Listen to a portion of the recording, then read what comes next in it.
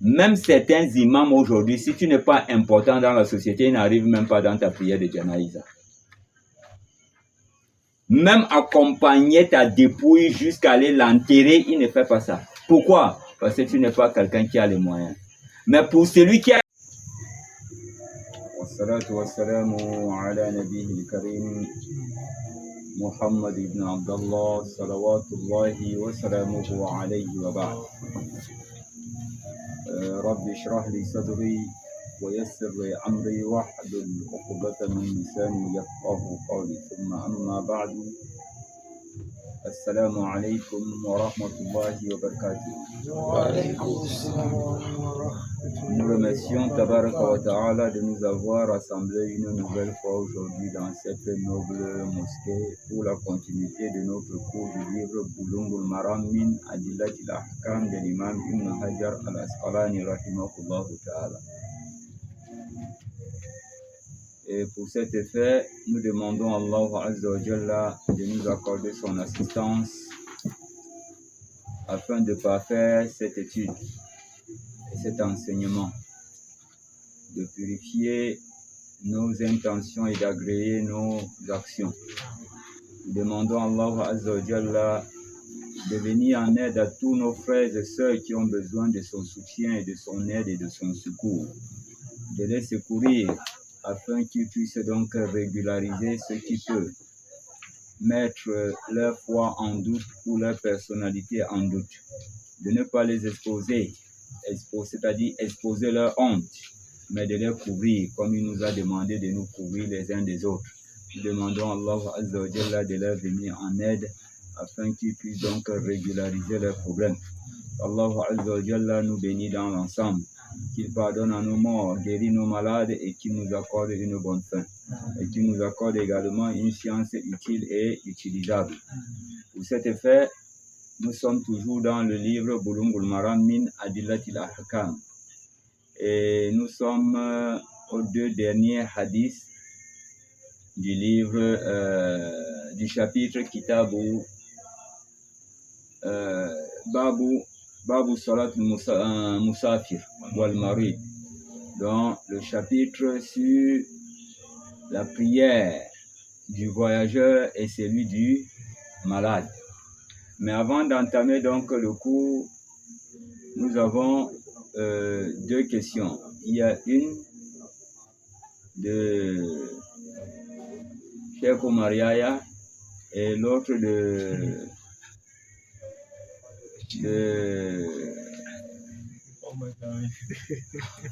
Mohamed Lamine. J'espère qu'on comprend bien. Donc nous commençons par toi, ouais, bismillah. Alhamdulillah wa salatu wa salam ala man nabiyya ba'da wa ba'd. Assalamu alaikum wa rahmatullahi wa barakatuh. Wa alaykum assalam wa rahmatullahi wa barakatuh. Non, Cheikh, nous voyons souvent certaines attitudes de nos aînés qui sont avancés en âge et lorsqu'ils constatent qu'ils ont des cheveux blancs, donc ils courent, ils partent se faire teinter la chevelure par exemple en noir, pour cacher le blanc de leur tête. Et on voulait donc demander, est-ce que cela est permis en islam? Est-ce que cela constitue un péché de teinter ses cheveux pour pouvoir cacher la blancheur de ses cheveux? بعد أعوذ بالله السميع العليم من الشيطان الرجيم بسم الله الرحمن الرحيم الحمد لله والصلاة والسلام على من لا نبي بعد وبعد. En ce qui concerne la teinture des cheveux, et plus particulièrement en noir, parce que toutes les autres couleurs sont permises, peu importe l'âge. Toutes les couleurs sont permises, peu importe l'âge, en dehors de quoi? Du noir, pour celui qui est âgé et que les cheveux blancs commencent à apparaître. Voilà, car les cheveux blancs, c'est une bénédiction et c'est une lumière. Voilà, comme le prophète sallallahu alayhi wa sallam nous a fait savoir cela. Et il est un péché à une personne âgée de teinter ses cheveux en noir au moment où elle présente de la blancheur.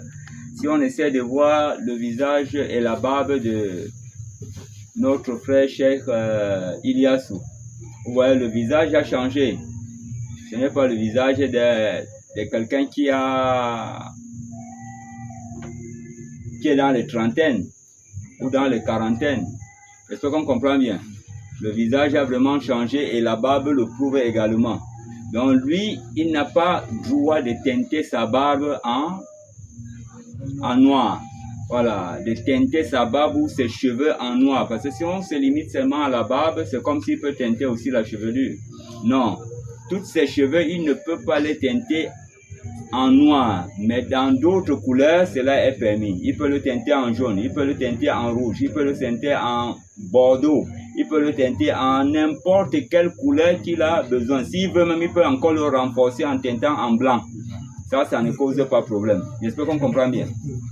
Mais il lui est interdit le noir. Et le noir n'est interdit qu'aux personnes âgées qui ont dépassé la quarantaine en allant jusqu'à 45, 50, bon bref, jusqu'au moment où ils commencent à perdre les dents, comme pour moi là vous voyez. Hein, les dents commencent à tomber. Des fois, je mange, je croque ma dent. J'enlève seulement la dent, je garde. Et ceci est confirmé dans le livre Fiqh Sunnah de Sayyid Sabiq. Voilà. Il rapporte que Al-Hafiz Ibn Hajar Al-Asqalani rahimahullah ta'ala a rapporté de Ibn Shihab Az-Zuhuri. Voilà. Qui disait: on avait l'habitude, donc eux, les tabi'in, avaient l'habitude de teinter leurs cheveux en noir lorsque leur visage présentait quoi? La jeunesse. Lorsque sur leur visage il y avait encore des traces de la jeunesse, ils teintaient donc leurs cheveux en noir. Mais à partir du moment où les visages ont commencé à avoir des rides, présenter la vieillesse, les dents commençaient à tomber, ils se sont abstenus donc de teinter leurs chevelures en noir. J'espère qu'on comprend bien. Voilà, pour tout celui qui veut, il peut aller donc vérifier. Donc, oui, il peut aller vérifier, comment on appelle ça? Fiqh Sunnah de Sayyid Sabiq, voilà. Ou alors, il entre donc dans Fathul Bari de l'imam Ibn Hajar Al-Asqalani rahimahullah ta'ala. Mais en quelque sorte, nous avons donc le livre présentement ici avec nous. Oui, en guise de confirmation, pas que quelqu'un peut-être dit que non. Moi, je n'ai jamais entendu ça. C'est ça, non? Parce qu'on sait que non, il est interdit de teinter les cheveux en noir. Mais on ne fait pas la part des choses. L'interdiction concerne des personnes âgées. Mais en ce qui concerne le jeune, il cache quoi? Le vieux, quand même, il cache les traces de la vieillesse. J'espère qu'on comprend bien. C'est une ruse. C'est une tromperie. Voilà. Parce qu'il y a des vieux qui ne veulent pas vieillir. Voilà. Ils le cachent toujours. Mais quant aux jeunes, non, il veut répondre à son âge. Cela ne cause pas un problème. Voilà. Dans la sunna, ça ne cause pas un problème. Voilà pourquoi Sayyid Sabiq a rapporté cela dans son livre Fiqh Sunnah. Bon, en tout cas, on va nous lire un extrait. Oui, allons-y. D'ailleurs, Al-Hafiz a rapporté dans son livre Al-Fath. Oui. Donc, il y a un Fathul Bari. Oui. D'après Ibn Shihab Az-Zuhri, nous utilisions une teinture noire lorsque le visage était ferme. Donc, nous utilisons les teintures noires pour teinter nos chevelures lorsque le visage était plein de jeunesse. Regarde bien. Regarde le visage de Mohammed. C'est un vieux. Hein? C'est un petit? C'est un enfant? Hein? Non, toi, tu es déjà fâché. Voilà, j'espère qu'on comprend bien. Pourtant, c'est un bon footballeur. Voilà. J'espère qu'on comprend bien. Donc, les visages, là, lorsque les visages présentaient encore les traces de la jeunesse, alors nous teintons donc nos chevelures en noir. Donc, tu vois, à partir de l'adolescence en montant, 30 ans, il est vieux. J'espère qu'on comprend bien. Voilà, mais à partir de 40, 45, 50, non, si ça commence déjà à blanchir, là, laisse ça. J'espère qu'on comprend bien. Voilà, mais à l'âge de la jeunesse, là, l'âge que tu sais que non, à 30 ans, il est encore jeune. 25 ans, il est jeune. 30 ans, il est jeune. 35 ans. J'espère qu'on comprend bien.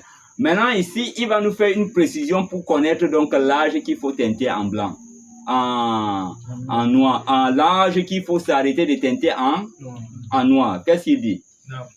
Donc, nous utilisions une teinture noire lorsque le visage était ferme, et lorsqu'il était ramolli. Lorsqu'il était ramolli, les rides, voilà, commençaient donc à se présenter sur le visage. Regarde-moi le visage de mon père là. Tu vois, il y a les rides. Hein? Voilà. Tu vois, c'est lui qui a dit Falam, regarde son visage. Tu vois, il y a les... J'espère qu'on comprend bien. Tu vois, lorsque les visages ont commencé à se ramollir, j'espère qu'on comprend bien, à présenter déjà les traits des rides. Oui. Et nos dents tombaient. Et nos dents tombaient. Maintenant, ici, à quel âge les dents commencent à tomber? Parce qu'il te donne les indices qui t'indiquent l'âge qu'il faut t'abstenir de teinter les cheveux en noir. Et nos dents. Donc, nos visages se ramollissaient par les rides. C'est ça, non? Et nos dents tombaient. Ils continuaient à teinter. Nous nous sommes arrêtés de l'utiliser. Donc, nous nous sommes arrêtés donc d'utiliser la teinture. Voilà ce qui est venu dans la sunna du Saint-Prophète sallallahu alayhi wa sallam. Si eux n'ont pas compris la sunna, c'est que personne n'a déjà compris. J'espère qu'on comprend bien. Voilà donc l'âge qu'il faut s'arrêter à s'abstenir. Hein? Alors, hada wallahu ta'ala alam. Wa sallallahu ala nabiyil karim. Walhamdulillahi rabbil alamin. Assalamu alaikum. Ouais, bismillah. Est-ce qu'un jeune peut carrément teinter en couleur blanche?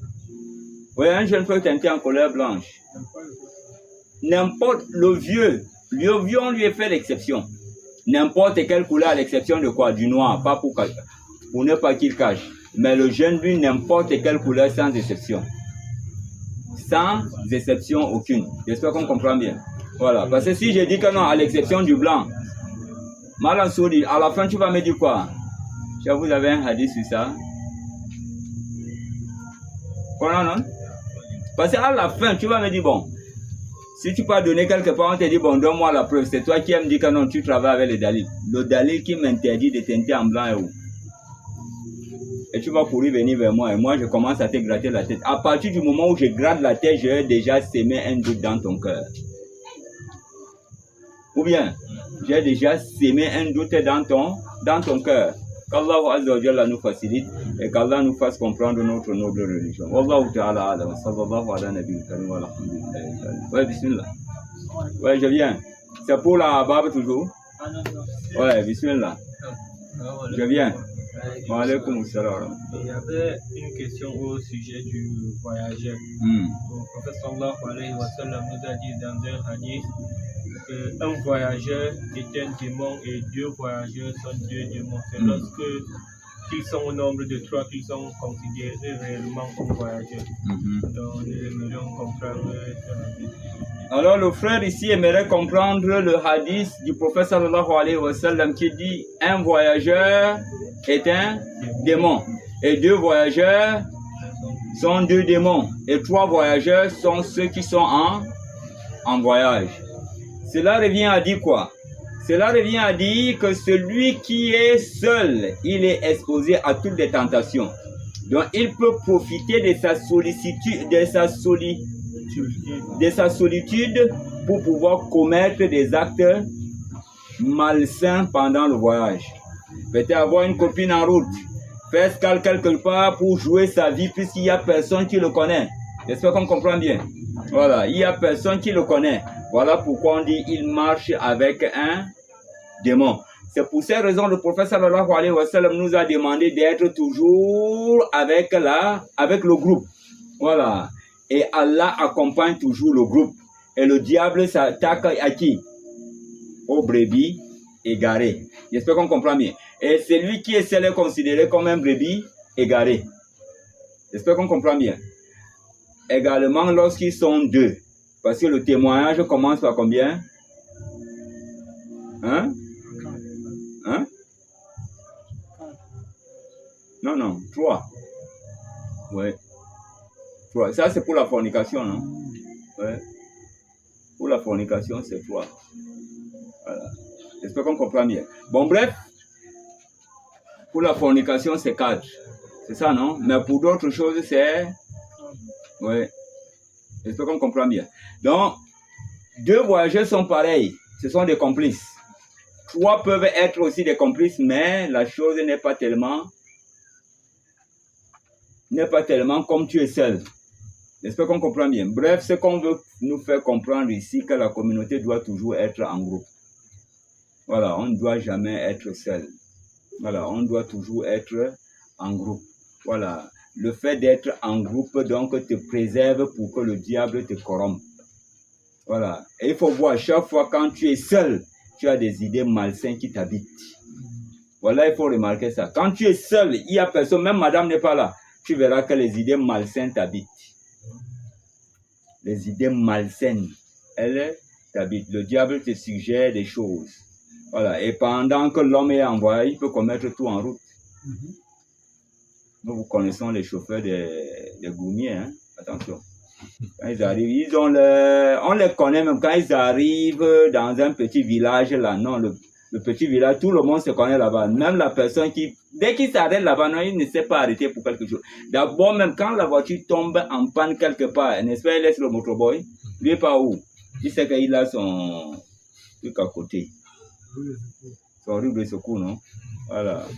Donc voilà pourquoi le prophète considère cela comme des démons. Parce que facilement, il va commettre un acte démoniaque en route. Je ne sais pas si on comprend bien. Donc il serait exposé. Il est facilement exposé aux démons. Qu'Allah nous facilite. Et qu'Allah nous fasse comprendre notre noble religion. Ouais, tu disais? J'allais juste ajouter un peu du voyage là. Bon, à quel moment le sommeil annule-t-il la prière, annule-t-il les ablutions? Parce qu'il y a souvent on dort pour quelques minutes, souvent on dort longtemps, on se réveille subitement, on se retrouve dans un endroit où on avait fait les ablutions. Je ne sais pas si à quel moment le sommeil annule-t-il les ablutions. Mais je pense que le sujet, si nous avons déjà abordé, non? Voilà. Le sommeil annule les ablutions au moment où que le sommeil t'a emporté pendant que tu es allongé. Mais une fois que tu es en train de somnoler étant assis, ça n'annule pas les ablutions. Voilà, parce qu'une fois le prophète sallallahu alayhi wa sallam était entré pour diriger la prière et il a trouvé que les sahaba étaient en train de somnoler étant assis. Au moment où le prophète est entré pour diriger la prière, tous se sont levés pour faire la prière sans toutefois refaire leur ablution. Mais à partir du moment où tu es allongé et que l'imam est entré, tu n'as pas su, on t'a réveillé, alors automatiquement tu dois sortir et renouveler tes ablutions. Je ne sais pas si on comprend bien. Voilà. Pourquoi? Parce que l'œil est la ceinture de l'anus. Voilà, c'est la ceinture de l'anus. Quand elle est ouverte, à partir du moment où tu l'as fermée, hein, et que ta conscience est partie, alors tu as défait donc cette sécurité. Donc elle est ouverte. Quand ça sort seulement, quand ça vient seulement, ça sort sans frein. J'espère qu'on comprend bien. Voilà ce que le prophète sallallahu alayhi wa sallam nous a dit. Ouais. Ouais. Là, j'ai une question concernant. Que dit la Sunna concernant la femme qui voyage seule? Oui, il n'est pas conseillé à une femme de voyager seule. Certains savants même considèrent la femme qui voyage seule comme une fornicatrice. Oui. Donc il faudrait toujours qu'elle soit accompagnée avec un tuteur légal, un mahram. J'espère qu'on comprend bien. Voilà, quelqu'un qui va l'accompagner, soit son enfant, soit son mari, soit quelqu'un qui est son frère, mais il est illicite pour elle de voyager seule, même si c'est le pèlerinage. Voilà, même si c'est le pèlerinage. Nous allons revenir là-dessus, Inch'Allah. C'est bon? Bon, nous étions où? Bon, avant d'aborder donc les 2 hadiths qui nous restent, nous avons parlé du kilométrage que le frère avait demandé. Bon, comment on appelle ça? Le hadith nous a parlé de combien de milles là? Bon, bref, nous allons le prendre ici dans le livre Fiqh Sunna. Ouais, bismillah. Non. Ouais, bismillah.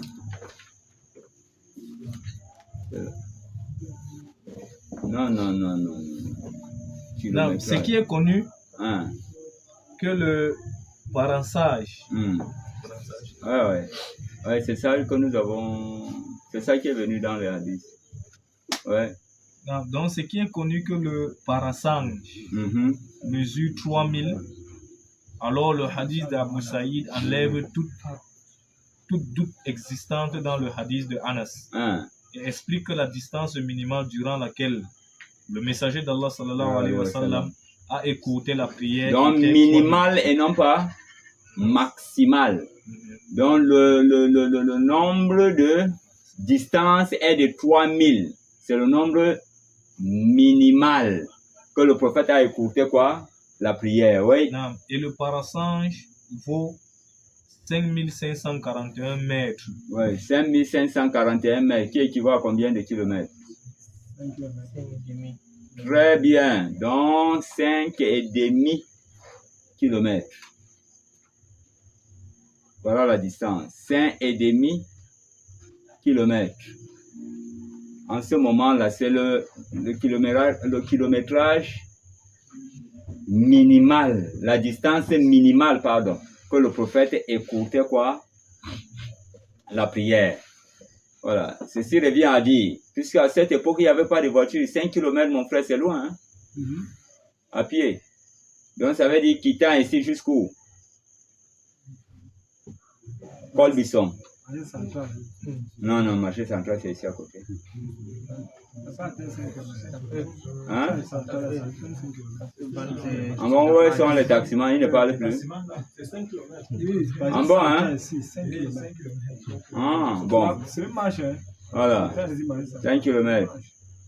C'est parce que nous, on voit ça parce qu'il y a les voitures. C'est 5 km. 5 km et demi. Hein? J'espère qu'on comprend bien. Voilà. Donc minimal. Mais ça ne s'impose pas à toi. Pour toi, c'est quoi? C'est le non-voyage qui change ton statut. Tu deviens quoi maintenant? Le voyageur. Ça change ton statut, non? Voilà. Où sont les passagers? Où sont les voyageurs? Tu vois, on ne dit pas que machin. On dit où sont les voyageurs? Où est le monsieur qui était là? Non, on va dire où est le voyageur qui était ici? Ou bien, tu vois, ton statut change. À partir du moment où le statut change automatiquement, les 2 rakas s'imposent, même si c'est à la maison. Il a dit quoi? Même si c'est à la maison, les bagages sont là. Et qu'à chaque fois quand quelqu'un entre, on doit y aller à Djangalna. Oui. Vous êtes voyageurs? Oui. Je suis en train d'aller comme ça en voyage. Donc, à ce moment-là, tu es où? En voyage. Ceci est confirmé aussi dans le livre Fiqh Sunna, qu'on peut commencer à écouter la prière à partir d'où? La maison. Oui. Et donc? Non. Le parasange vaut 5541 mètres et le 1748 mètres. Et le minimum à propos de la distance du raccourcissement est un seul mille. Rapporté par Ibn Abi Shayba selon une chaîne authentique. Non, j'ai fini avec ça. Donne-nous là où il faut diminuer la prière. Miswar Ibn Makhrama a dit, nous nous sommes installés avec Non, là-bas. Là, oui. D'autre part, certains ont rapporté que toute personne ayant l'intention de voyager commence par écouter la prière dans sa maison. Donc, c'est dans sa maison. Donc, il a été rapporté que non. Pour tout celui qui veut, il peut vérifier Fiqh Sunna. Voilà. Nous, on aime quoi? Écouter. On a dit non, va toucher la science du bout de doigt. J'espère qu'on comprend bien. Imam Shafi'i disait, attends, il finit d'abord. Imam Shafi'i disait, ne dis pas que Al-Awza'i a dit, ne dis pas que Sufyan al-Thawri a dit, ne dis pas que Imam Al-Shafi'i a dit ou Malik a dit. toutes leurs paroles valent à mes yeux, mais allez chercher, allez fouiller là où ils ont fouillé. Allez fouiller là où ils ont fouillé. J'espère qu'on comprend bien. Et nous, tellement qu'on est faible, on ne veut pas étudier. Voilà. Et on veut même débattre avec celui qui étudie et qui est attaché toujours à l'école. Et on veut toujours débattre avec lui. Voilà. Bon, voilà ce qu'ils ont dit. Il est rapporté que nos salafs écoutaient leurs prières à partir d'où? À partir de la maison. Au moment où ils ont l'intention d'aller en voyage. Tous les colis sont déjà là. Il reste seulement de sortir. L'heure de la prière est arrivée. Il prie 2 rakats. Il prie 2 rakats. Maintenant, c'est lui qui va dire que non, c'est interdit. Tu dis, donne-moi la preuve. C'est fini. Est-ce qu'au 21e siècle, il y a encore les nerfs? Il n'y a pas de nerfs. Au 21e siècle, il n'y a pas de nerfs. Quelqu'un te casse la tête, seulement tu lui tends la main. Où est-ce qu'on a interdit? Non, les savants ont dit... Je ne suis pas en train de te parler. Moi aussi, j'aime les savants. J'ai lu aussi. Donne-moi là où tu as lu, on a dit que c'est interdit. Ou bien celui qui a le livre là aussi n'est pas un savant. Hein? Puisque c'est un livre de référence. Les savants connaissent le livre qu'on est en train de parler, qu'on est en train de lire. Fiqh Sunna. Voilà pourquoi je répète le nom Fiqh Sunna. Voilà. La jurisprudence selon la sunna. D'abord, même quand tu comprends le nom, là, ça ne te dit rien. La jurisprudence selon la sunna. Donc, la sunna ici, ça veut dire quoi? La sunna demande de commencer d'écouter la prière à quel moment? Étant à la maison au moment où tu es déjà considéré comme étant en voyage. Et l'heure de la prière t'a trouvé au moment que tu étais en train de sortir.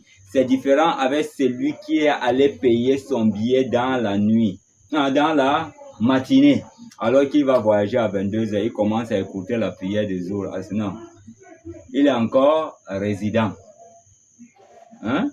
Puisque son voyage, c'est quand? 21h, non? Donc, toutes les prières, là, il va faire ça normal. Voilà, parce qu'à l'heure, là, il est résident.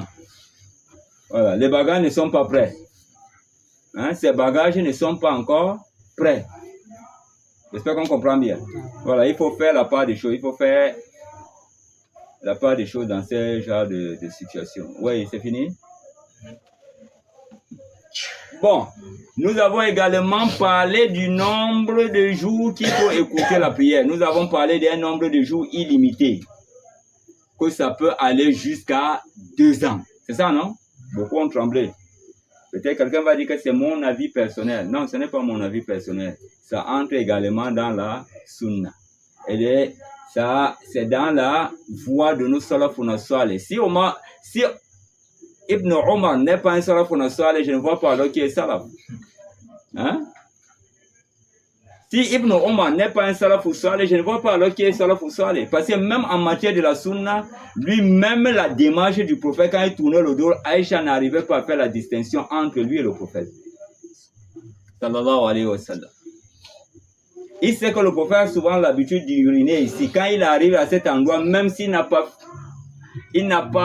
envie d'uriner, il va aller quand même faire semblant d'uriner. Tellement qu'il veut faire comme le prophète sallallahu alayhi wa sallam. Le prophète s'asseyait quelque part, il va chercher à savoir, il va chercher à trouver les moyens, les voies et moyens pour chercher à s'asseoir là où le prophète s'est assis. Il ne passera pas cet endroit. J'espère qu'on comprend bien. Donc voilà, on va lire ce qu'on nous a rapporté de ces gens-là. Voilà, jusqu'à quand ils écoutaient la prière. Nous avons quand même vu le saint prophète sallallahu alayhi wa sallam qui écoutait sa prière de quand à quand. Donc, soit 15 jours, c'est ça?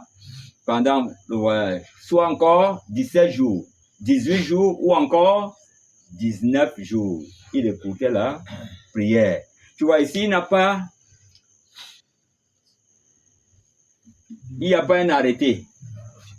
Voilà, il n'a pas fixé un nombre. Donc, et nous avons dit, tant que tu te considères étant voyageur, tu serais en train d'écouter cette prière jusqu'à ce que tu changeras de décision de t'établir maintenant dans la localité. Une fois, tu n'es plus.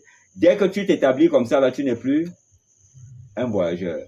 Mais à partir du moment où tu as dans ta tête que je vais quitter d'un moment à l'autre, d'un jour à l'autre, alors tu es toujours considéré comme un voyageur. Et peu importe le temps que ça va prendre, même si c'est 1 an, même si c'est 2 ans, même si c'est 3 ans, tu écoutes.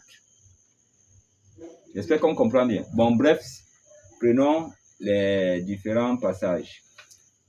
Donc, Miswar ibn Makhrama a dit, nous nous sommes installés avec Saad dans un village du pays d'Acham. Miswar ibn Makhrama. Miswar ibn Makhrama a dit, nous avons effectué un voyage et nous nous sommes installés dans un village du Cham, donc vers la Palestine, l'Irak, ainsi de suite. Oui. 40 jours, il écoutait sa prière. Pendant 40 jours, 1 mois et 10 jours, il faisait deux rakas. Oui. Et nous la faisions complète. Et nous, qui étions des résidents, nous la faisons complète. Mais lui, il faisait que 2. Maintenant, ça veut dire donc quoi? Il était leur imam. Hein? Ouais, ça veut dire que c'était lui leur imam. C'était lui leur imam. Voilà pourquoi ils disent nous la complétons. Je ne sais pas si on comprend bien. Voilà pourquoi eux ils disent alors nous la complétons. Voilà pourquoi ils ont fait ce constat-là. Depuis qu'il est venu au village, il ne faisait que faire 2, et entre temps nous complétons. J'espère qu'on comprend bien. Oui. Donc, Nafi a dit. Nafi, dans le domestique de Abdullah ibn Omar, il a dit. Non, Ibn Omar s'est installé à Azerbaïdjan. Alors, Abdullah ibn Omar, le fils de Omar ibn al-Khattab, à la bataille de Badr, il avait 13 ans. À la bataille de Uhud, il avait 15 ans. C'était un jeune, non? C'était un jeune. Donc, après la mort du prophète, ça, ce n'est pas du vivant du prophète. Donc, après la mort du prophète, Abdullah ibn Omar a effectué un voyage pour Azerbaïdjan, que vous connaissez aujourd'hui. Pour aller faire quoi là-bas? Transmettre. Ce n'est pas pour aller acheter et vendre. C'est pour aller transmettre. Et aujourd'hui, c'est lui qui transmet, mais on le bouscule. Ou bien, on l'insulte. On le critique. Voilà. Donc, le souci de chaque musulman, c'est quoi? C'est de voir comment l'islam va s'avancer. Mais ce n'est pas notre préoccupation aujourd'hui. Le chèque là, l'argent. À te monter, Marco. Où sa voiture?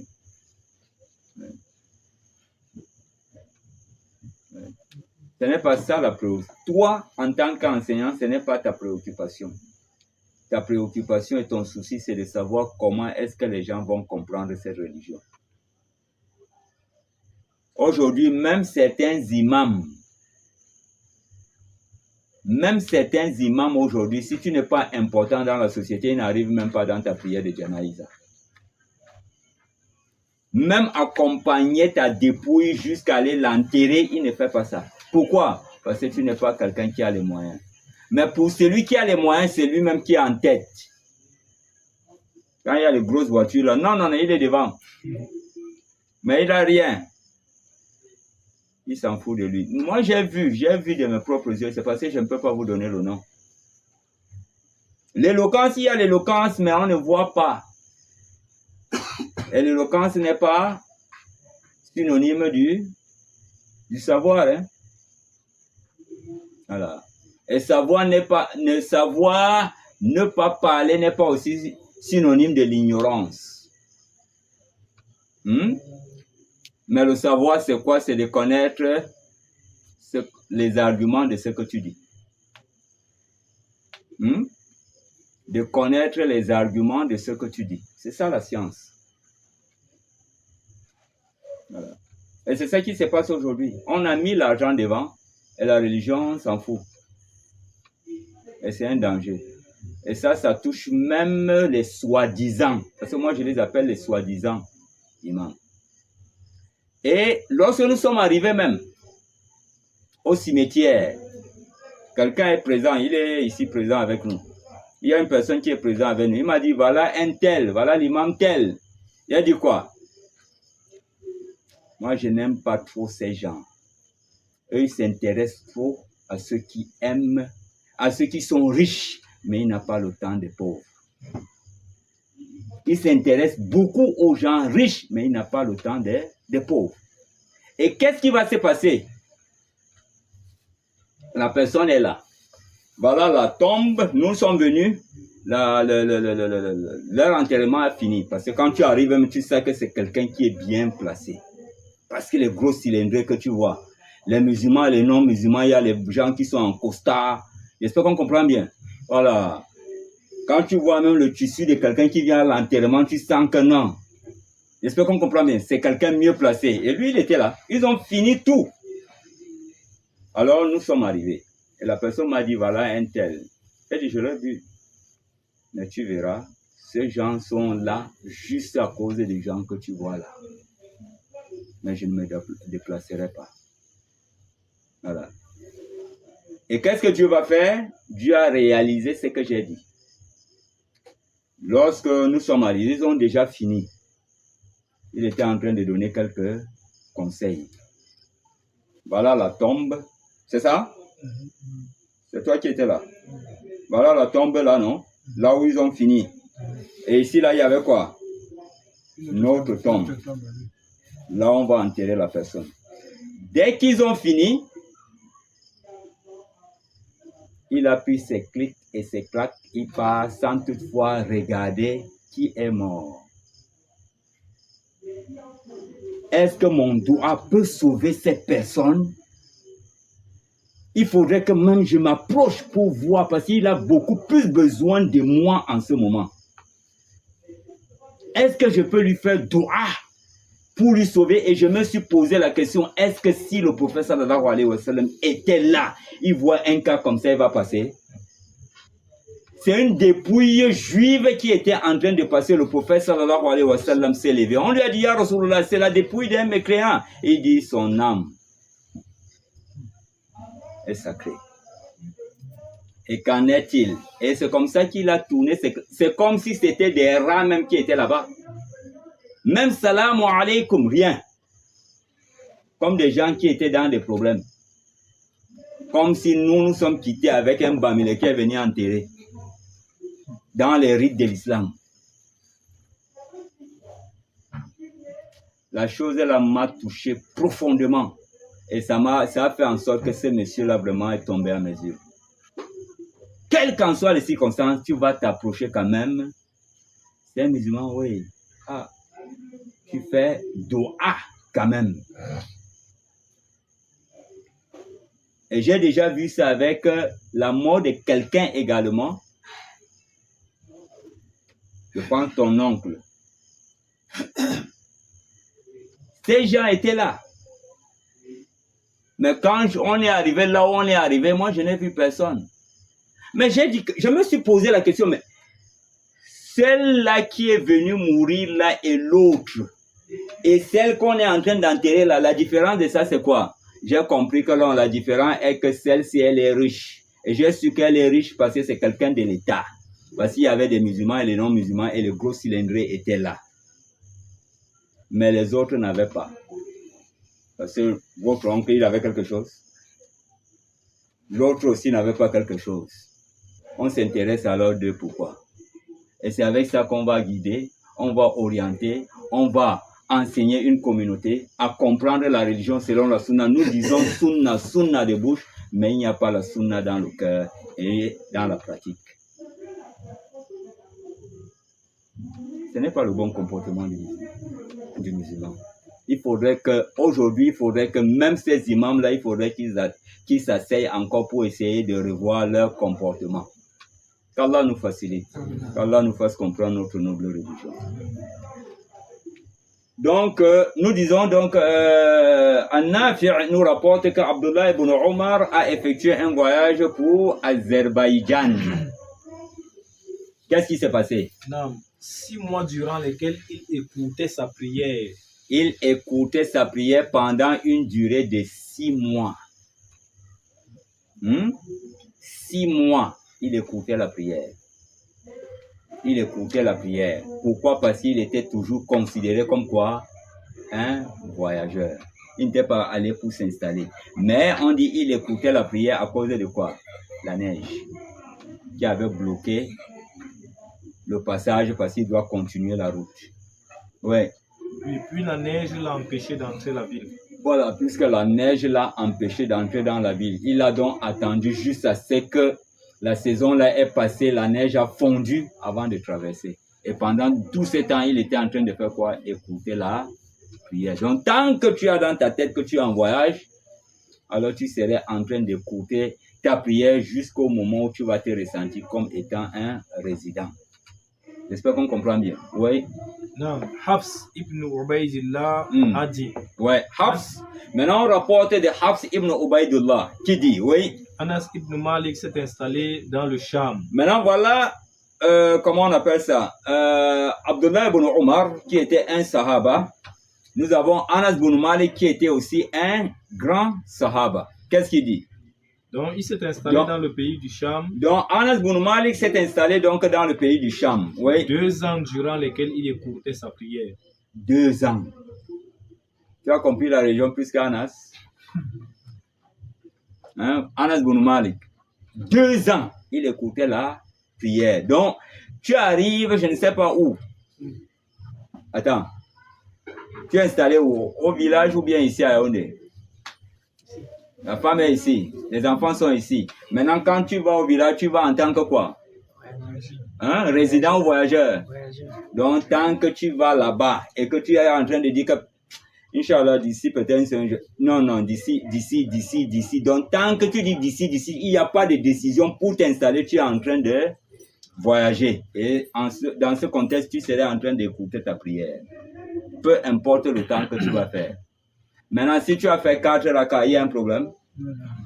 J'espère qu'on comprend bien. Il n'y a pas de problème. Mais si tu l'as fait dans le but d'enseigner aux gens, c'est ça qui est mieux. Voilà pourquoi tu vois Abdullah ibn Omar, Anas ibn Malik, et qui est encore là? Abdullah ibn Omar, Anas ibn Malik, et c'est lui qui a fait Saad. Voilà, qui a fait 40 jours. Donc ça, ils le font juste pour enseigner aux gens.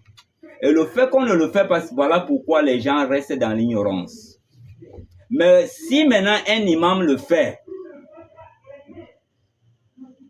parce que il y a une soeur qui est morte, c'est une fille à moi.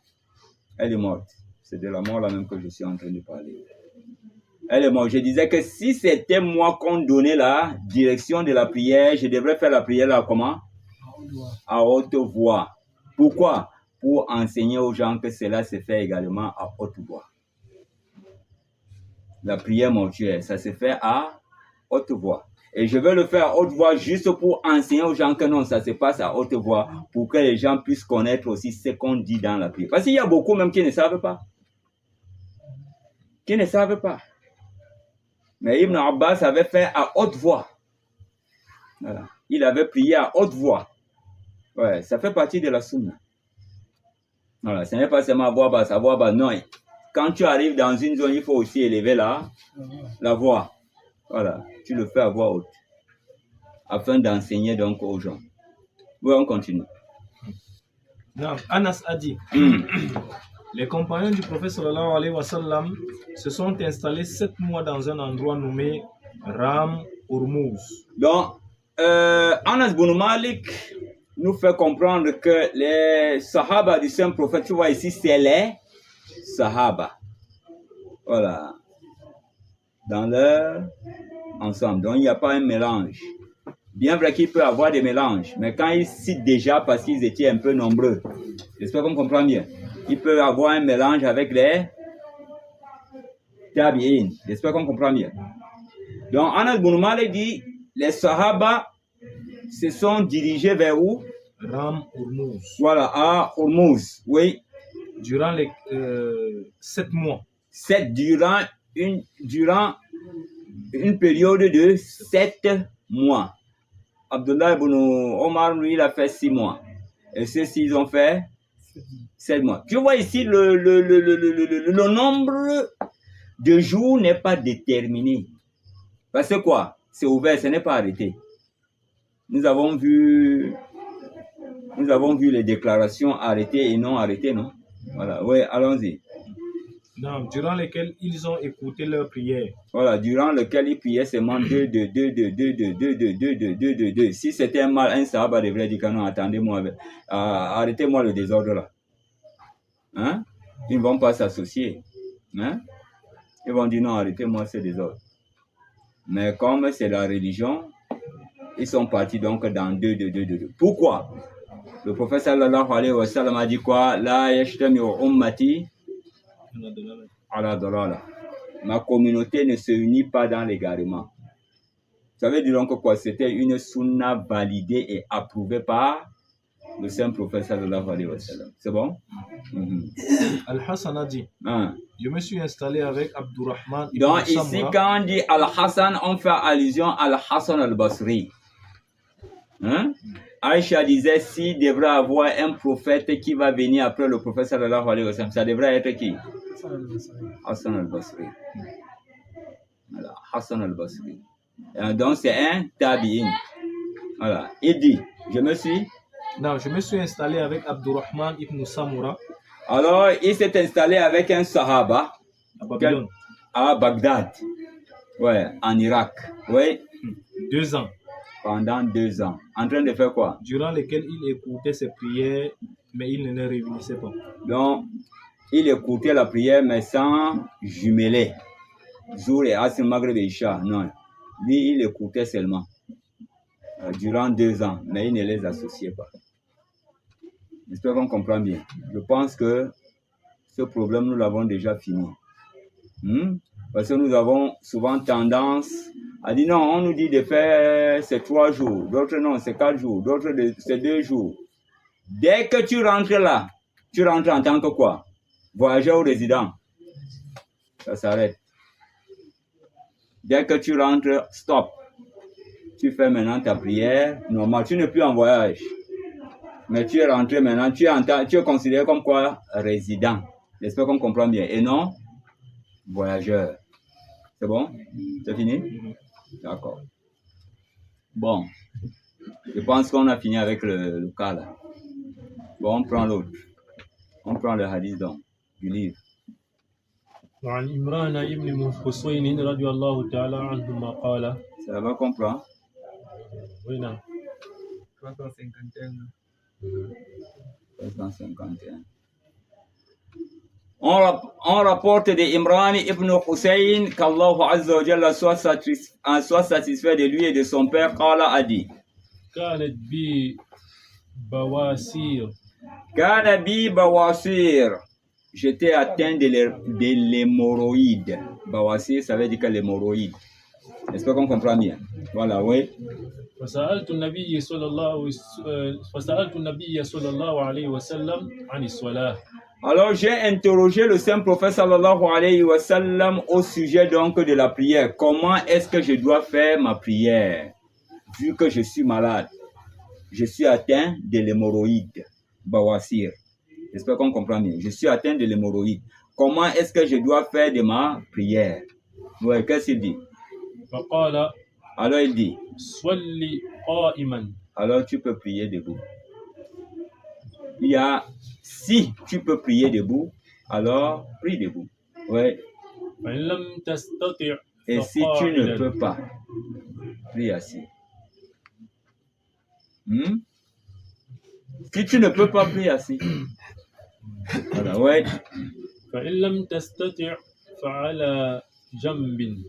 Alors, et si tu ne le peux pas, dit le prophète sallallahu alayhi wa sallam, prie donc couché. Donc, prie étant couché. Oui. Voilà, donc prie étant couché. Pas des gestes. prie étant couché par des gestes. Bon, quelqu'un peut dire, je ne peux pas faire des gestes étant couché. Ça peut arriver, non? Il a dit, si tu ne peux pas prier debout, tu pries comment? Et si tu ne peux pas prier assis, tu pries comment? Couché. Et si tu ne peux pas prier couché, tu pries comment? Non. Regardez bien mes yeux. Ça, c'est debout. Incliné. Debout. Prosterné.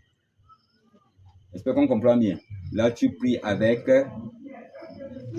les paupières. Là. Quand c'est grandement ouvert comme ça veut dire que tu es debout. Quand c'est légèrement fermé, pas trop légèrement, mais légèrement, tu fais semblant. Voilà. Là, tu es incliné. Quand tu les réouvres, tu es encore debout. Mais lorsque tu le fermes et que tu vois maintenant flou, parce que ce n'est pas bon de fermer totalement tes yeux. Voilà. Il faut les fermer et que tu vois, c'est comme si tu voyais les gens flous. Voilà, là, tu es prosterné. Et quand tu ouvres, tu es assis. Et quand tu refermes encore, sans toutefois fermer complètement, tu vois flou. Donc là, tu es prosterné. Voilà. Et combien de rakas? Combien de rakas doit-il faire? 2 rakas. En tant que malade. Donc, c'est lui qui a atteint de l'hémorroïde. 2. Maintenant, on t'a dit le type de prière que tu dois écouter.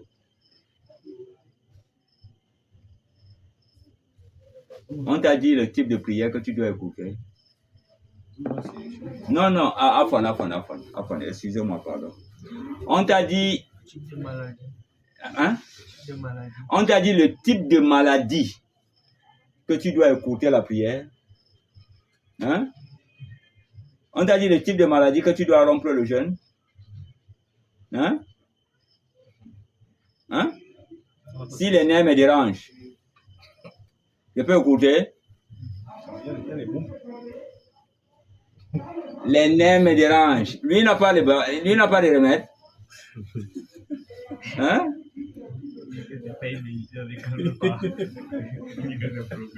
Ouais. J'ai frotté, ça ne donne pas. Hein? Je peux écouter? Bien sûr. Mot de tête, bien sûr. Surtout celui qui a, dès qu'il se penche comme ça le fait. Non, mon frère. L'islam, c'est la facilité. Il prie assis. Il fait seulement même les gestes. Parce que des fois, quand tu fais comme ça, tu vois, c'est comme si... Non, ne te casse pas. Prie assis. Fais seulement tes gestes facilement. Et si il y a possibilité, tu fais tes 2 rakas. C'est l'islam qui t'a donné. D'abord, on a dit quoi? La prière du voyageur et du malade. On t'a dit quel type de maladie? Depuis que tu es en train d'étudier là, on t'a parlé de quel type de maladie? Non. Peu importe la maladie, qu'elle soit grave ou elle soit légère, c'est une facilité qu'Allah t'a accordée. Voilà pourquoi on ne t'a pas cité la maladie. C'est voilà pour... Ici, on te rapporte quoi? Bawasir, non? L'hémorroïde. Et c'est les dents qui me font mal. Parce que quand les dents même te font mal, des fois, tu ne lis pas bien. Voilà, non? Écoute, mon frère, ne t'embrouille pas. Écoute. Attends. Maintenant, tu as peur d'écouter. Et s'il y a même une erreur, Allah te châtie. Il te donne quoi?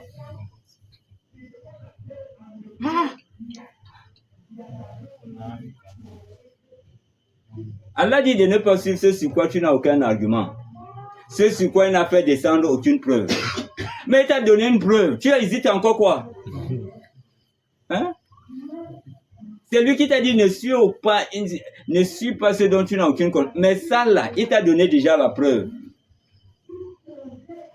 Wa in kuntum marda ou ala safarin. Donc tu vois ici on a associé le cas de maladie et le cas du voyageur. Ils sont pareils. Que le voyage soit long, que le voyage soit court. Que celui qui quitte ici pour aller en Arabie et celui qui quitte ici pour aller en Balmayo, ils doivent écouter.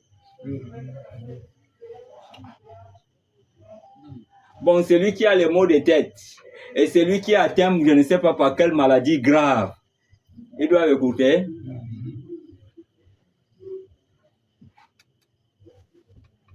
Sauf si tu trouves un nom, à l'exception de ceux qui souffrent de telle maladie, des maux de tête. Maintenant, on commence à te compter. On t'a compté ça? Non.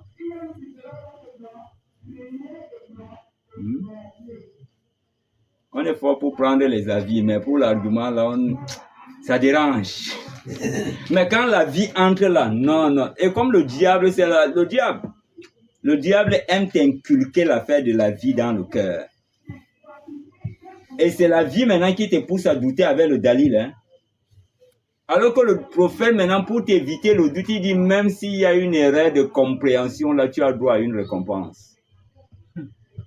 Pour avoir suivi quand même l'argument et tu ne t'es pas accroché à la vie de quelqu'un. Bon, prenons par exemple le cas de tout ce qu'on a cité là, des Sahaba, qui faisaient 2 ans, qui faisaient combien de jours? 40 jours, 6 mois, 7 mois, en train d'écouter la prière. Maintenant, quelqu'un vient avec la vie. Non, c'est 3 jours. Donc, d'aller, c'est où? Non. Dans le mazhab maliki, dans le mazhab shafi'i, il dit bon, tu as parlé de tous les mazhabs, je n'ai pas compris mazhab Rasul. Moi, je suis dans le mazhab du prophète. Dans le mazhab du prophète, ça va jusqu'à tel niveau. Hein? Non, c'est les savants. Bon, maintenant, allons disons chez les savants. Ah bon, Imroma était un savant. Qui le départ, il a même rapporté, il est le 2e ou la 3e personnalité en matière de hadith. Très bien. Lui, il a fait 6 mois. Je suis son mazhab. Il y a un problème. Allons dire donc que les savants ont dit. Nous avons encore un autre qui a fait 2 ans. Je suis dans le mazhab là. La mazhab de nos salafun salih. Et qui derrière le problème? Il y a beaucoup qui disent salafun salih, mais ils ne connaissent pas véritablement qui sont les salafun salih. Voilà. Le suivisme des salafun salih. Qu'Allah nous facilite. Donc ce hadith est rapporté par Bukhari. Donc ici, peu importe la maladie. Oui, allons-y. وعن جابر رضي الله تعالى عنه قال En rapport de Jabir, qu'Allah Azza wa Jalla soit satisfait de lui, قال a dit. عاد النبي صلى الله عليه وسلم مريضا. Donc, Jabir radiyallahu ta'ala anhu a dit, un jour, nous rendîmes visite au Saint Prophète, un jour, le Saint Prophète sallallahu alayhi wa sallam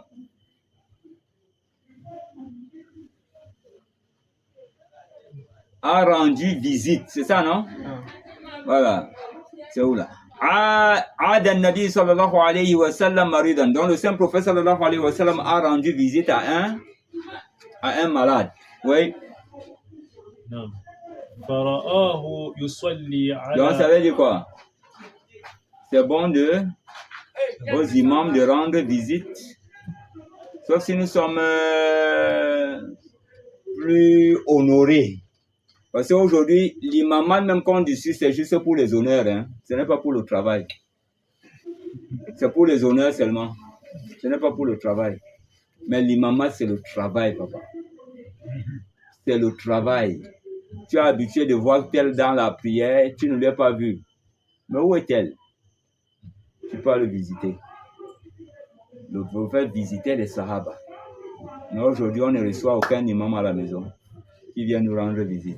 Et on dit que nous, on suit la sunna et on condamne les bidistes. Même le fait de ne pas rendre la visite à ton frère, c'est une bida. Ou bien rendre visite n'est pas une sunna. Et ne pas rendre visite est quoi?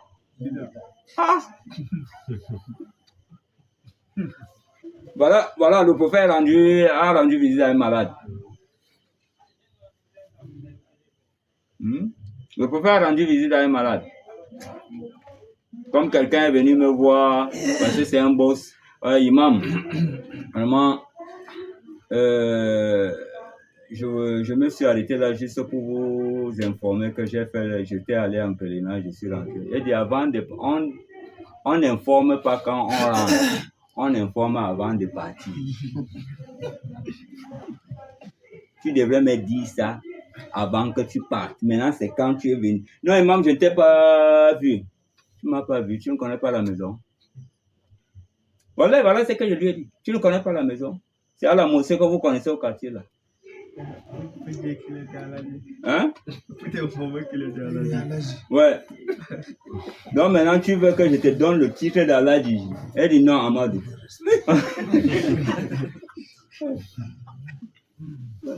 Non, il m'a vraiment Sungoula. Elle dit que non, ne dis pas Sungoula, c'est le carrefour, c'est votre couloir là-bas. Il faut être véridique.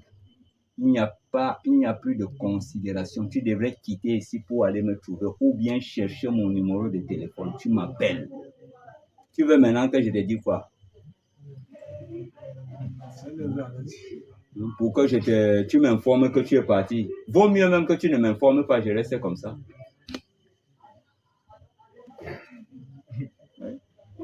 Ouais, allons-y. Parce que l'objectif du fait de rendre visite, c'est quoi? Enseigner, voir la situation. Et aujourd'hui, on ne se rend pas visite. On ne connaît pas la situation de l'un et de l'autre. S'il a compris la région ou il n'a pas compris. Le prophète sallallahu alayhi wa sallam a rendu visite à ce malade. Lorsqu'il est arrivé, il a trouvé le malade en train de prier à la quoi? Allah Wissadatin en train de prier donc sur l'oreiller. Donc quand il fait le jet, il prend l'oreiller, il se prosterne sur ça. Qu'est-ce que le prophète va faire? Le prophète a pris l'oreiller, il l'a jeté. Farama biha. Donc il a jeté cet oreiller. Bon, nous on ne rend pas visite. Ça veut dire quoi? Le prophète n'est pas un homme silencieux, il est venu pour orienter, pour éduquer, pour instruire. En rendant visite, tu vas voir certaines choses que tu peux donner déjà un enseignement. Et le fait de rendre visite permet à ce que tu sois, afin que l'amour au sein de la Oumma puisse naître. Si je te rends visite, il y a déjà un lien fort qui s'est déjà tissé entre moi et toi.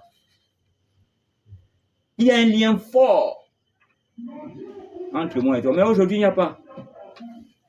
Imam Ouane, c'est rien que ça. L'éloge, le titre de l'imamat. C'est rien que ça. Mais il n'y a pas d'action. Les gens pensent que l'imamat, c'est seulement venir, diriger la prière et sortir. Non, c'est une lourde responsabilité. C'est une lourde responsabilité. Et chacun répondra cela Yawm al-Qiyamah. Voilà. L'éducation de ta Oumma, tu dois les donner. Tu dois les instruire. Tu dois les instruire. C'est le rôle de l'imam. Voilà le prophète sallallahu alayhi wa sallam. Mais on dit que non, on suit la sunna. Mais à la fin même, on suit quoi? Donc il a jeté donc cet oreiller, oui. Alors le prophète sallallahu alayhi wa sallam lui a dit: Salli ala al-ardi. C'est ça, non? Prie sur le sol tant que cela est possible. Prie sur le sol. Si tu peux prier sur le sol, hein, lève-toi et prie sur le sol. Qu'est-ce qui veut dire prie sur le sol? C'est-à-dire prosterne-toi sur le sol. Parce que je t'ai vu, tu te prosterner sur l'oreiller. Non, on ne fait pas ça. Si tu pries étant sur le lit, tu le pries seulement en faisant des gestes. Regarde bien, la science qu'on veut te montrer ici, ce n'est pas ce qui est, c'est-à-dire ce qui est important dans ces hadiths. La science qu'on veut te montrer ici, c'est le malade doit raccourcir sa prière et on lui a allégé le poids de la station debout. Mais on ne t'a pas dit quelle maladie il souffre parce que ce n'est pas important. On t'a dit qu'il est malade. Tant que tu dis que je suis malade, tu es dans cette... Tant que tu dis je suis en voyage, tu es dans le kasserou. Tant que tu dis je suis malade, tu es dans le kasserou. Peut-être vous n'avez pas compris. Hein? Attends, on t'a dit, ici là on est en train de t'informer de la maladie ou de ce qu'il doit faire pendant qu'il est malade. De ce qu'il doit faire pendant qu'il est malade. Mais nous on attend d'abord que la maladie t'ait écrasé. Voilà. Ou bien, la maladie t'a écrasé, ça t'a épuisé.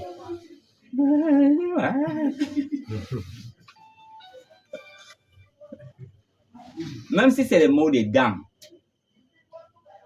mon frère, c'est pour t'alléger. Parce que quand la douleur là commence, tu ne contrôles même plus ta récitation. Allah nous facilite. Oui, allons-y. وإلا فأومي إيماء. Alors, si cela n'est pas possible, alors tu peux le faire avec des gestes, en gesticulant. Voilà, en faisant des gestes, iman, oui. وجعل سجودك أخفض من ركوعك. Et fais de ta prosternation en sujudak, c'est ça, non? Fais de ta prosternation qu'elle soit plus basse que ton inclinaison. Bon, voilà. Allah. Allah. Ouais, c'est un peu, c'est bas, non? Et fais que ta prosternation soit plus bas. Seigneur, Allah. Allah. Tu vois, là, c'est plus bas, non? Voilà comment le prophète a enseigné. Étant où? Il avait mis le tableau devant pour enseigner. Il allait le trouver à la maison pour lui donner le cours. À la maison pour lui donner le cours. Étant comment encore? Malade. Donc même si tu es en train d'agonie, on peut aussi t'enseigner. Ou bien on ne peut pas t'enseigner. Hein? Vous hésitez encore? Attends, quand tu dis au moribond qui est en train de vouloir rendre l'âme, tu lui enseignes quoi? Même en agonisant, transmets mon frère. Transmets. Et s'il est sauvé à cause de cet enseignement que tu lui as donné, le prophète a dit quoi, Ali? Si une seule personne est guidée en islam à cause de toi, cela dépasse tout ce monde et ce qu'elle contient de bien.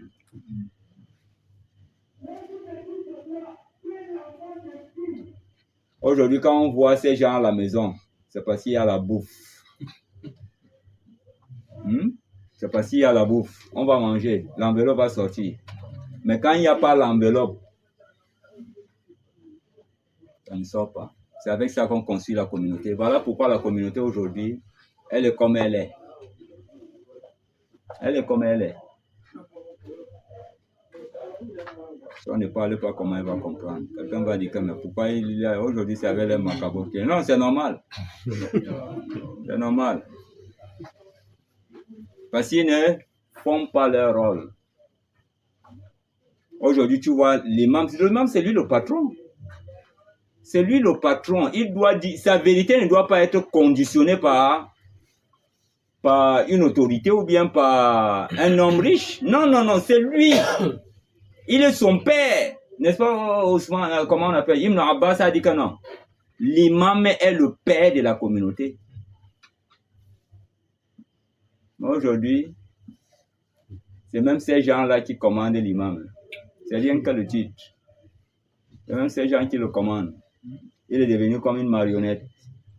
Il vient froisser ses regards, son visage devant les Chobnanga, mais devant les autres, elle a dit non, là d'amour. Mais pourquoi tu as le d'amour avec l'autre?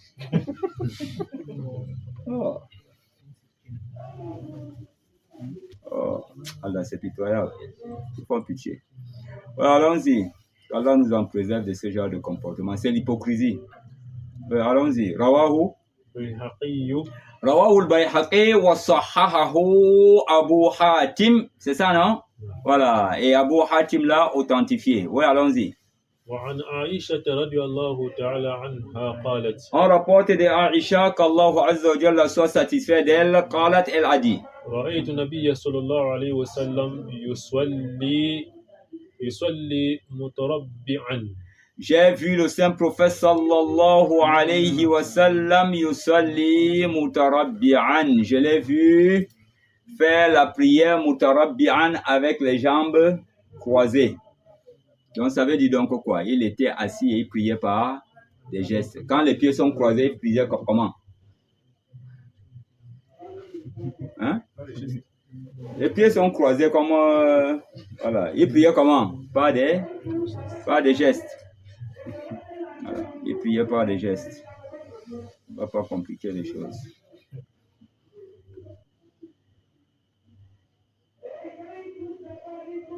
Parce que le saint prophète sallallahu alayhi wa sallam avait fait un accident sur le dos d'une monture. Voilà. Et il a eu mal, qu'il ne pouvait pas se tenir debout. Donc il priait étant assis. Mais il a croisé donc ses pieds. Donc une fois qu'il croise les pieds, ça veut dire donc quoi, il ne faisait que des gestes seulement. Voilà, ça veut dire quand même la prosternation n'allait pas en prosternation. J'espère qu'on comprend bien. Voilà un peu en quelque sorte ce que nous pouvons donc dire de tout ce chapitre. Et nous avons également dit que une personne qui est en 10 personnes qui ont pris un bus et qui partent en voyage, est-ce qu'ils peuvent désigner un imam lorsque l'heure de la prière arrive pendant que la voiture est en train de rouler de prier à l'intérieur de la voiture? Nous avons vu le hadith. Je pense qu'on a lu le hadith là, non? Voilà. Donc, ils vont faire cette prière-là également. Et en ce qui concerne les ablutions, il n'y a pas l'eau pour faire les ablutions dans la voiture. Et la voiture également ne peut pas s'arrêter parce que celui qui nous conduit, c'est un non-musulman. Et le pays aussi est risquant. Les gens ont peur pas que la voiture s'arrête. Peut-être, il se dit que non, peut-être c'est celui qui demande qu'on arrête la voiture, il va prier. Voilà. C'est un complot qu'il a fait peut-être avec les Arguina qui sont quelque part. J'espère qu'on comprend bien. Et également, pour ne pas aussi faire arrêter la voiture, tu sors et on vient maintenant agresser les gens et les gens disent que non, c'est sûrement avec ta complicité. Pour éviter donc les problèmes, tu fais comment? Puisque la religion, c'est la facilité. Tu pries dans la voiture. J'espère qu'on comprend bien. Tu pries dans la voiture. En ce moment-là, tu peux te poser la question, mais je n'ai pas les ambitions. Et de peur de stopper la voiture pour faire le tayammum et que le chauffeur lui aussi ne veut pas s'arrêter, tu fais comment? Là, tu fais ta prière sans tenir compte des ablutions. Innamal a'malu binniyat wa innamal likulli imri'in ma nawa. Et Imam Al-Bukhari en a fait tout un chapitre. Le chapitre de la prière sans ablution. Non, sans ablution et sans moyen pour faire le tayammum. Et il a rapporté le hadith du prophète sallallahu alayhi wa sallam qui était en voyage et Aïcha avait perdu son collier. Et les gens étaient en train de chercher ce collier jusqu'au moment où l'heure de la prière de Asr est entrée. Et les gens ne savaient pas comment faire avec la prière. Et en ce moment, le verset « Wa in lam tajidul ma fatayammamu sa'idan tayyiba » Voilà, si vous ne trouvez pas de l'eau, faites le tayammum avec une terre pure. Ne sachant donc pas quoi faire, ils se sont levés seulement, ils ont fait le takbiratul ihram et ils ont engagé leur prière, sans tenir compte des ablutions. Et après, maintenant, le prophète a reçu la révélation, wa in lam tajidul ma fatayammamu sa'idan tayyiba. Le prophète les a dit de refaire la prière? Non, c'est juste. Maintenant, c'est à partir d'ici que Imam Al-Bukhari a dit donc, lorsque tu te trouves dans une situation où tu n'as pas l'eau et il n'y a pas le moyen pour te servir de la terre, alors tu peux te purifier de par ton intention. J'espère qu'on comprend bien. De par ton intention, tu te laisses seulement, tu fais Allahu Akbar, c'est fini, tu engages ta prière. Tu engages ta prière. Qu'Allah Azza wa Jalla nous facilite et qu'Allah Azza wa Jalla nous assiste. Donc nous avons fini ce chapitre. Et nous entrons dans un nouveau chapitre, Inch'Allah. Il y a le temps? On peut s'arrêter ici. Babu Salatil Jum'ati. Babu Salatil Jum'ati, le chapitre de la prière du vendredi.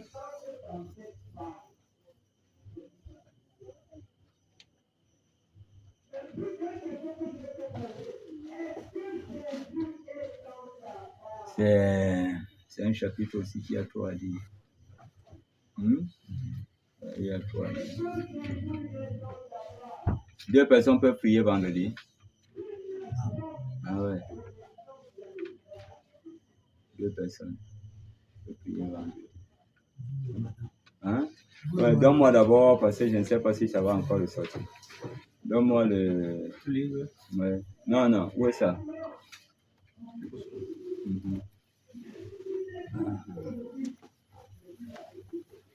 Comme ça.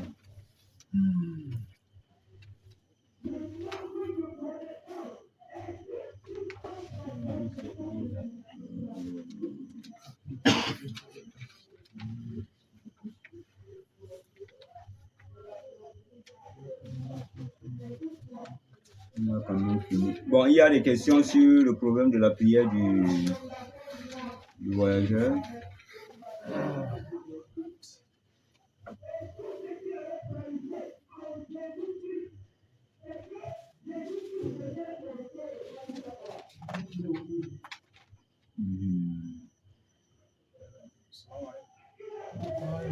Bon, tu vois, ici, tu peux...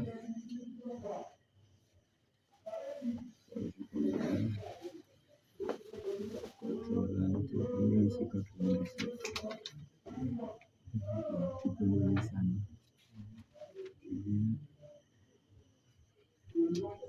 Ici.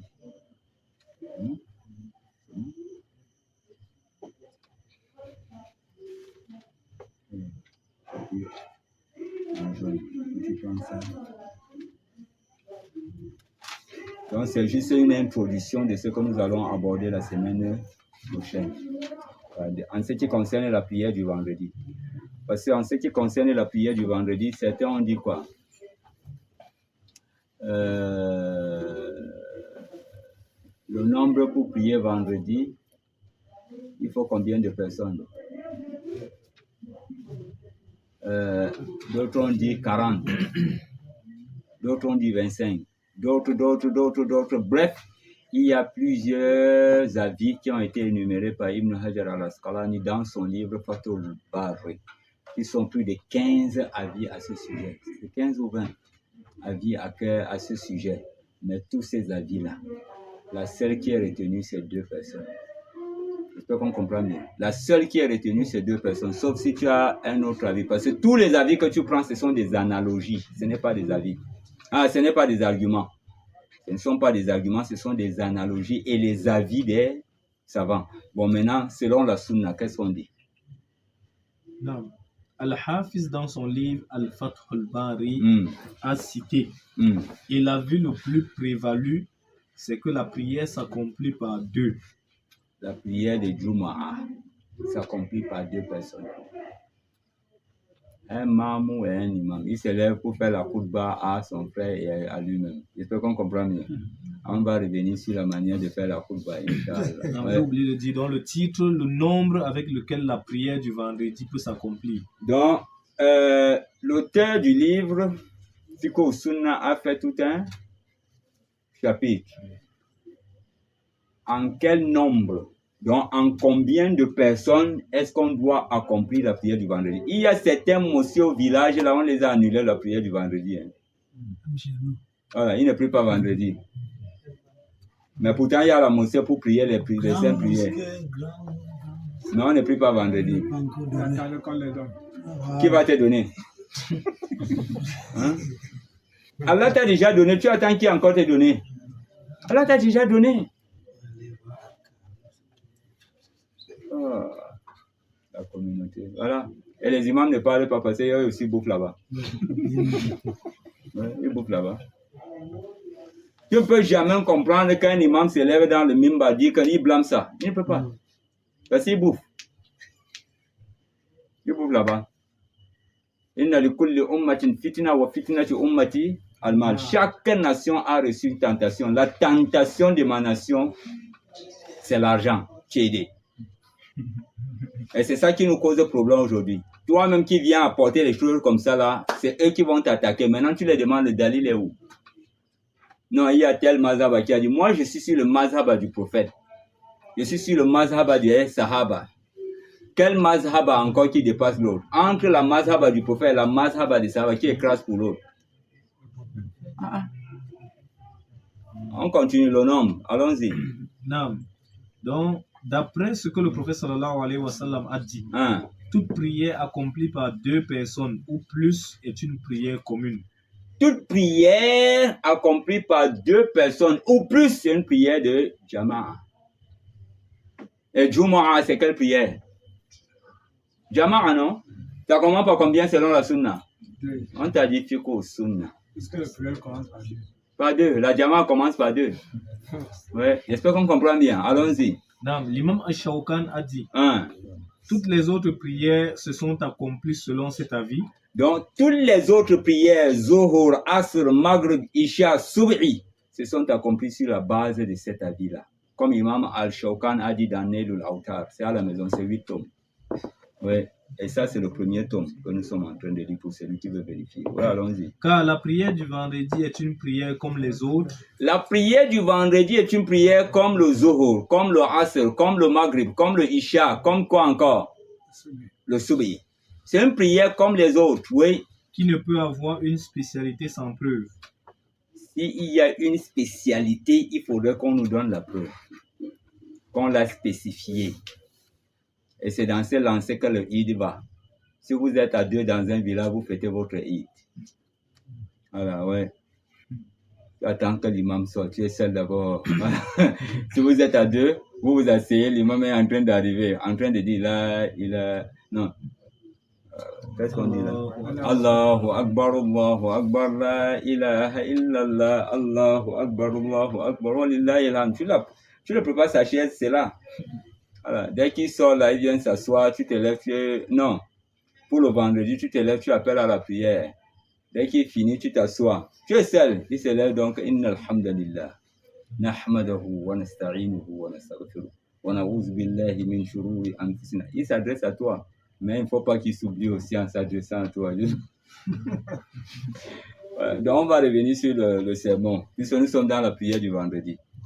Alors, on va comprendre comment le désordre que les gens font maintenant. Voilà, allons-y. Non, donc, et il n'y a pas une preuve qui dit que le nombre doit dépasser 2 dans cette prière pour qu'elle soit en commun. Il n'y a pas une preuve tangible qui est venue de la Sunna ou dans le Coran qui montre que la prière du vendredi a un certain nombre de personnes qui peut avoir pour que ça devienne une prière du vendredi. Mais c'est une prière collective. Et la collectivité commence par combien de personnes? 2 personnes. Je ne sais pas si on comprend bien. On continue. Non, Abdul Haq a dit qu'il n'y a pas un seul hadith concernant le nombre avec lequel la prière du vendredi... Un seul hadith, il veut même dire, même le daïf, on n'a pas trouvé que la prière du vendredi a un certain nombre de personnes qu'il faut avoir pour pouvoir faire et donner aux gens la prière du vendredi. Allah les a déjà donnés. Qui va te donner encore? Je demande, qui a donné au complexe la prière du vendredi? J'étais là quand on a inauguré le complexe. Là-bas, j'avais perdu. On a volé ma chaussure. Le jour-là, je suis rentré nu-pied. J'étais là. Quel imam qui est venu donner la prière? Bon, si on doit donner la prière, qui doit la donner? C'est la grande mosquée centrale, non? Hein? Bon, qui a dirigé le jour-là? Ce n'est pas un arabe. Vraiment, nous ridiculise. Le complexe, voilà quelque chose qui est hier là qu'on est venu construire devant vous. Qui les a donnés le vendredi? Qui les a donnés? Si quelqu'un dit c'est l'Arabie Saoudite, bon, qui a donné alors la mosquée centrale, puisque c'est la première?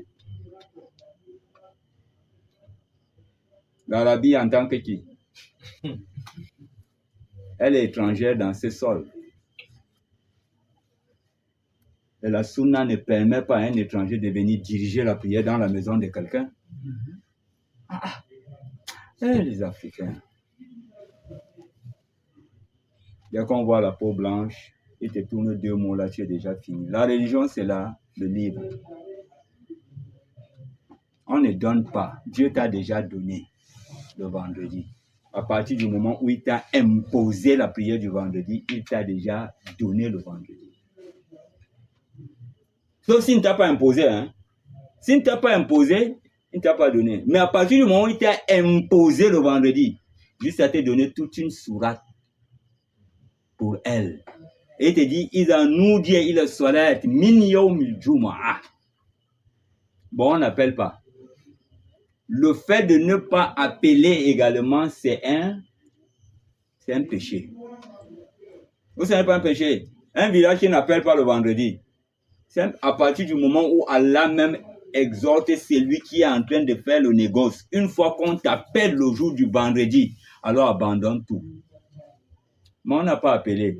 Allah demande, mais pourquoi on n'a pas appelé? Allah ne nous a pas donné le vendredi. Qui doit vous donner le vendredi? Là, tu aggraves encore la situation. Allah va te demander, attends, qui va te donner le vendredi? Ce n'est pas une prière obligatoire. Qui t'a donné les 5 prières obligatoires? qui t'a donné les 5 prières obligatoires.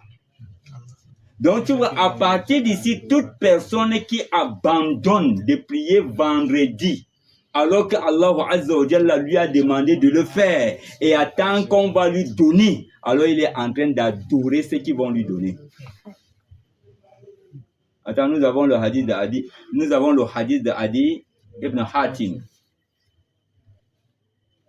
où il a lu le passage qui dit Ittakhazu ahbarahum wa ruhbanahum arbaban min dunillah wal masih ibn Maryam. C'est ça, non?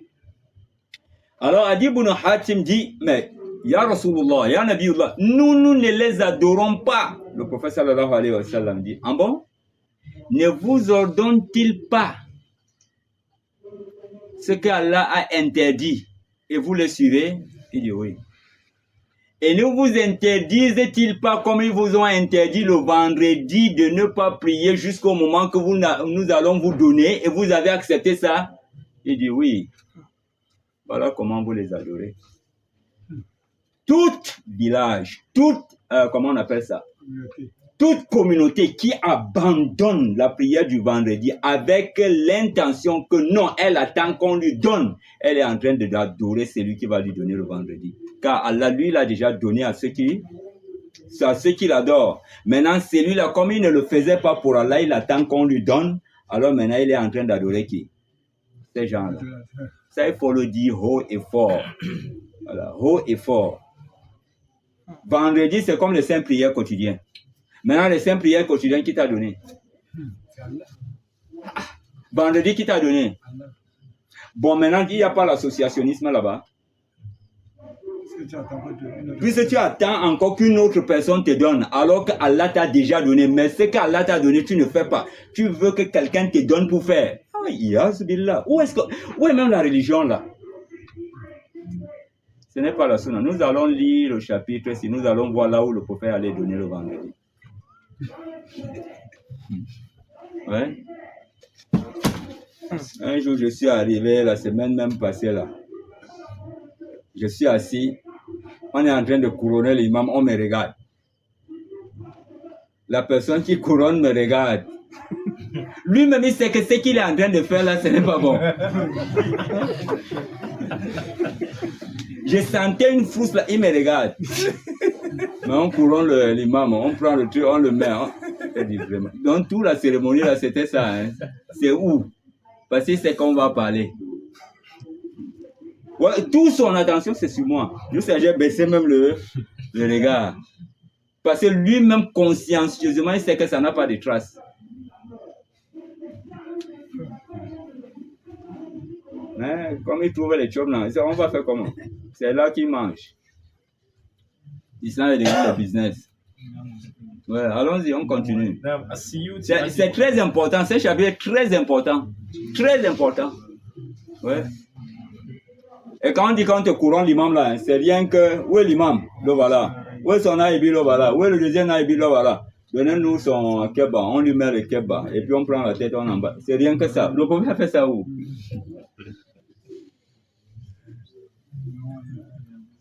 Donc à partir de maintenant, c'est lui l'imam. Ah, il n'était pas imam.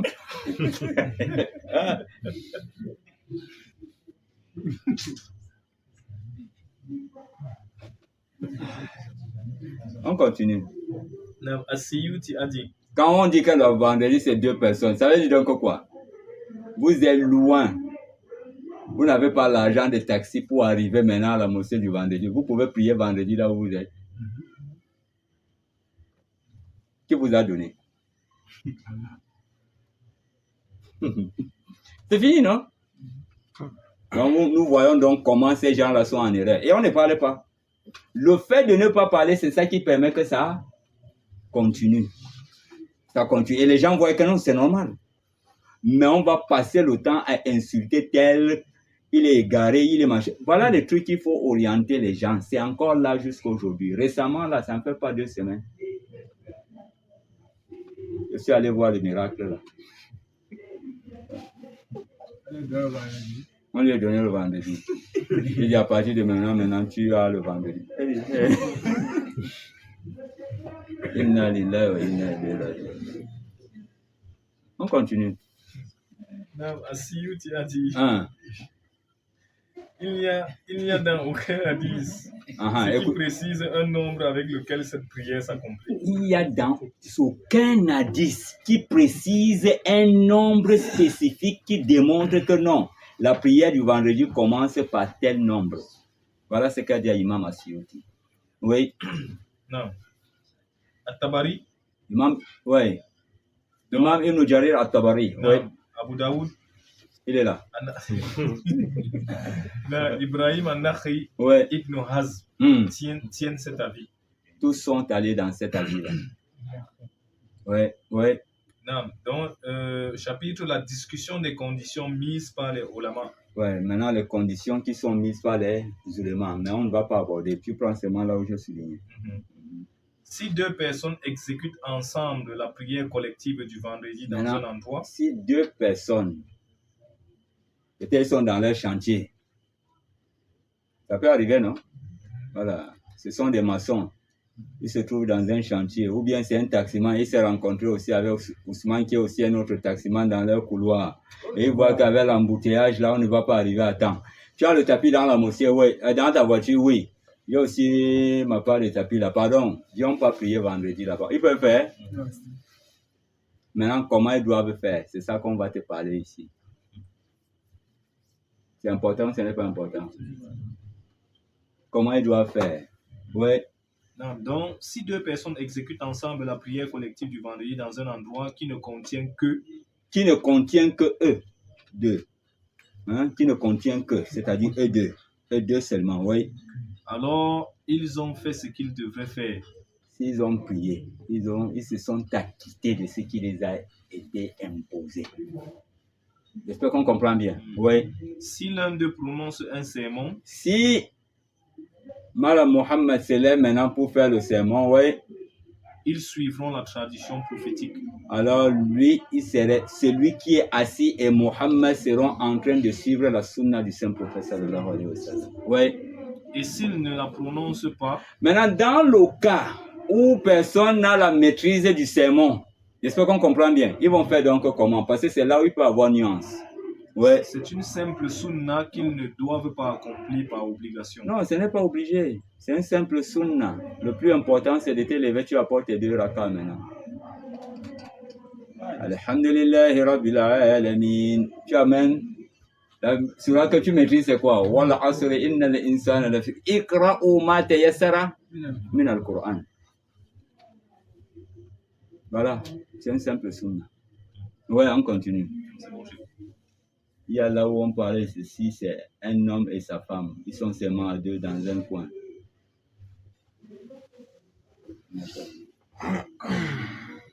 Mais je vois. S'il y a le temps, on prend. S'il n'y a pas le temps.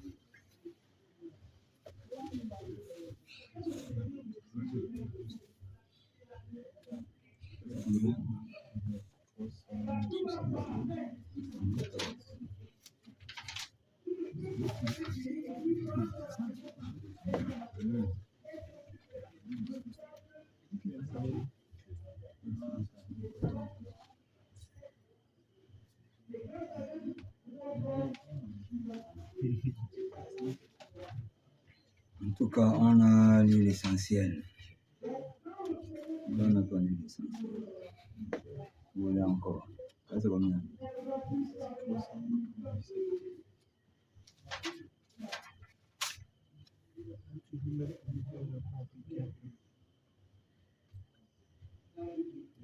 En tout cas, on n'a pas le temps.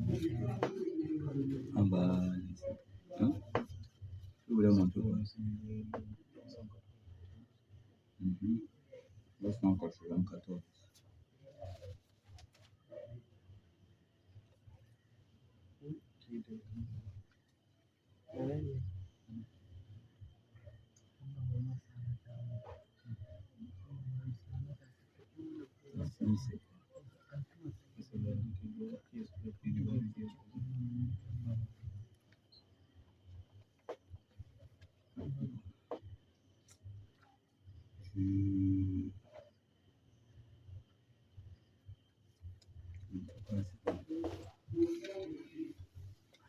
Donc, je pense que c'est... On va s'arrêter ici.